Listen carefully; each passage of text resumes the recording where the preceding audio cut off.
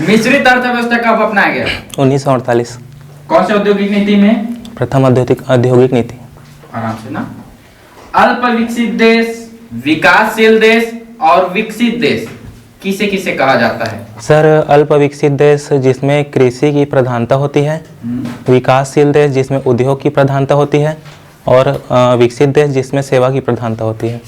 समाजवादी अर्थव्यवस्था और पूंजीवादी अर्थव्यवस्था में क्या अंतर है? समाजवादी अर्थव्यवस्था जिसमें नियंत्रण सरकार का होता है, नियम कानून सरकार का चलता है, और पूंजीवादी अर्थव्यवस्था जिसमें नियंत्रण पूंजीपतियों को होता है बाजार में।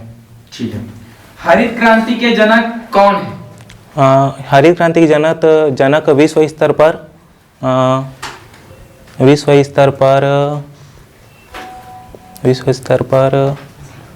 नॉर्मन बोरलॉग, और हरित क्रांति का नाम विलियम गेट ने दिया, और भारत में हरित क्रांति के जनक एम एस स्वामीनाथन। ठीक है। बताओ, हरित क्रांति का प्रभाव भारत में कौन कौन से क्षेत्र में नहीं पड़ा? हरित क्रांति का प्रभाव भारत में दक्षिणी क्षेत्र पे नहीं पड़ा और उत्तर पूर्वी क्षेत्र पे नहीं पड़ा। ठीक है। बताओ, कृषि वर्ष कब से कब शुरू होता है? 1 जुलाई से 31 जून तक। 1 जुलाई से 30 जून? हाँ, 30 जून। 31 जून नहीं होता है ना। वित्तीय वर्ष कब से कब शुरू होता है? 1 अप्रैल से 31 मार्च। कृषि क्षेत्र में कौन कौन से बेरोजगारी पाई जाती है? कृषि क्षेत्र में मौसमी बेरोजगारी और प्रच्छन्न बेरोजगारी। ठीक। मौसमी बेरोजगारी क्या है? मौसमी बेरोजगारी जैसे कुछ समय के लिए कार्य करते हैं फिर बेरोजगार हो जाते हैं, जैसे खेती। प्रच्छन्न बेरोजगारी क्या है? प्रच्छन्न बेरोजगारी जिसमें अधिक व्यक्ति कार्य करते हैं लेकिन उतना उत्पादन नहीं कर पाते, लाभ नहीं हो पाता। ठीक। क्षेत्रीय ग्रामीण बैंक की स्थापना कब हुआ? क्षेत्रीय ग्रामीण बैंक की स्थापना 2 अक्टूबर 1975 नरसिम्हन समिति के सिफारिश पर पहली बार मुरादाबाद में। वर्तमान में 54 क्षेत्रीय ग्रामीण बैंक है। ठीक। एमएसपी कौन तय करता है, बताओ? एमएसपी सीएसईपी तय करता है। ठीक है। कब आया सीएसईपी? 1965। 1965।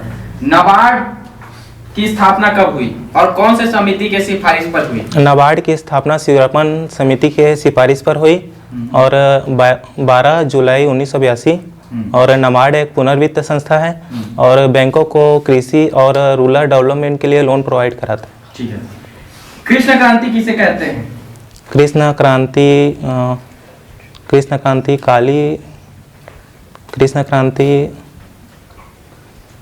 उर्वरक पेट्रोल काली क्रांति। गोल क्रांति क्या है? गोल क्रांति आलू। लाल क्रांति किसे कहते हैं? लाल क्रांति टमाटर और झींगा। ठीक। वर्तमान में औद्योगिक नीति के तहत किस मद में लाइसेंस जरूरी है?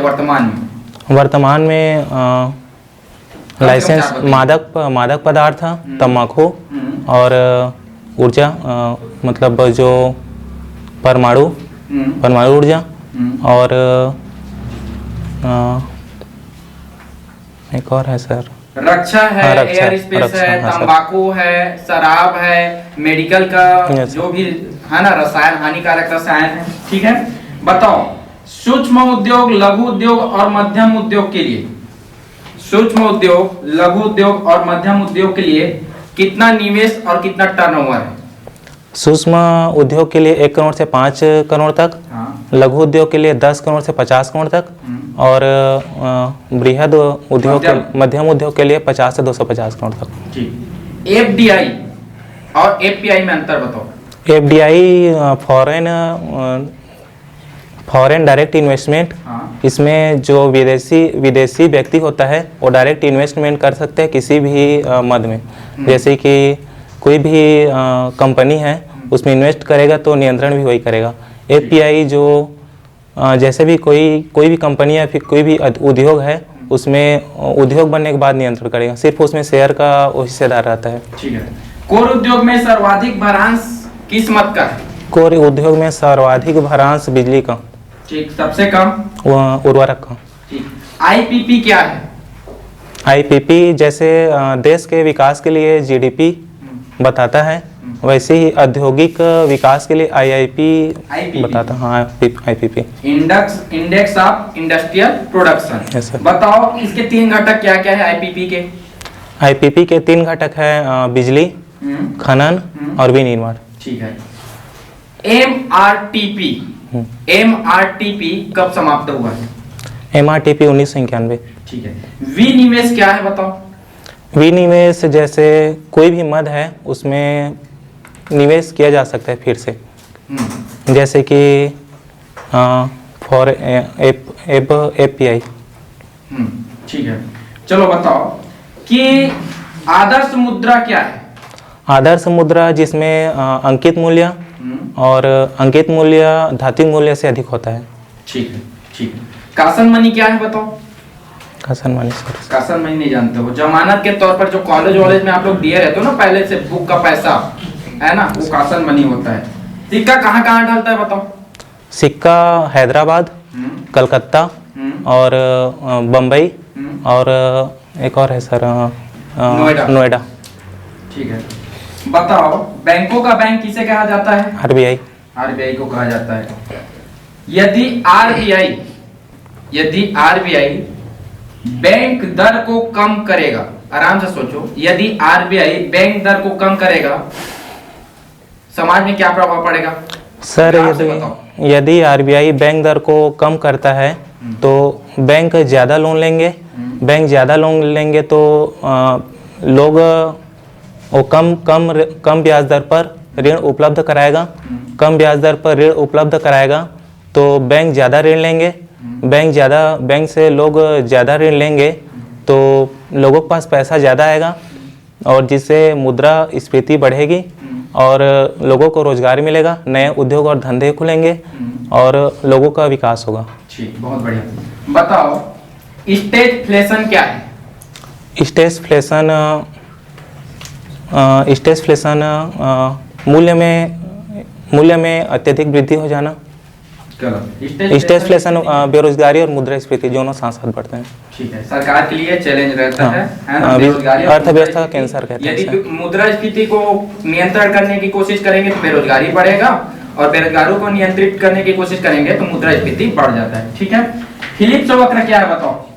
मुद्रास्फीति और बेरोजगारी के बीच में संबंध बताता है। ठीक। अदृश्य मुद्रास्फीति क्या है बताओ? अदृश्य मुद्रास्फीति जिसमें मूल्य तो समान रहता है लेकिन जो वस्तु की मात्रा होती है उसमें कमी हो जाती है। ठीक है। अनुसूचित बैंक किसे कहते हैं? अनुसूचित बैंक सरकार के नियंत्रण में रहता है और जैसे अनुसूचित एक्ट है क्या इसके लिए? हाँ बताओ। यस सर, RBI का एक्ट 1934 का एक्ट है। और कौन से नंबर का? दूसरा। ठीक। बताओ बैंकिंग लोकपाल क्या है? बैंकिंग लोकपाल बैंकों का शिकायत कर सकते हैं कॉल करके। ठीक है, निःशुल्क रहता है। LIC और GIC कब शुरू हुआ है बताओ? LIC 1956, GIC 1972 में शुरू हुआ, कार्य प्रारंभ 1973 में किया। ठीक है। बीमा नियामक संस्था का नाम बताइए। ईडा है। ईडा कब आया? ईडा 1999 आया, 2000 में कार्य प्रारंभ किया। ठीक। सेबी की स्थापना कब हुई? सेबी की स्थापना 1988 में, 1992 में संवैधानिक मान्यता प्राप्त हुआ। बजट कितने वर्षों का लेखा जोखा होता है? बजट 3 वर्षों का लेखा जोखा होता है, पिछले वर्षों का और वर्तमान वर्षों का और भविष्य का। ठीक है। आम बजट और रेल बजट को कब एक किया गया है? आम बजट और रेल बजट को 2017 में एक देवराय समिति से एक किया गया। ठीक है। आम बजट और रेल बजट को कब अलग किया गया था और कौन सी समिति के सिफारिश पर? एकवर्थ समिति की सिफारिश पर 1924-25 में। ठीक है। उपकर क्या है? उपकर जैसे कोई भी टैक्स होता है उसमें अधिक चार्ज लगाना उपकर होता है। इसमें उपकर को जिस मद में लगता है उसी मद में उपयोग करना होता है। ठीक है। बताओ अधोगामी कर क्या है बताओ? कैसी प्रकृति का है अधोगामी? अधोगामी कर जिसमें अधोगामी कर कुछ निश्चित सीमा तक बढ़ता है फिर समान लगता है, समान दर से मतलब लगता है। ठीक है। GST किस समिति की सिफारिश पर अपनाया गया था? विजय केलकर समिति 2003। विश्व जनसंख्या दिवस पहली बार कब मनाया गया? 11 जुलाई। हाँ, कौन से डेट में मनाया जाता है? 11 जुलाई 1982। जनसंख्या महान विभाजक वर्ष 1911 से 1921। माल्थस का सिद्धांत क्या कहता है बताओ। माल्थस का सिद्धांत जैसे जनसंख्या जैसे 1 से 2 हो जाएगा, 2 से 4, 4 से 8 और खाद्यान्न 1 2 3 4 में बढ़ेगा, तो उसे माल्थस सिद्धांत कहते हैं। संरचनात्मक बेरोजगारी क्या है बताओ।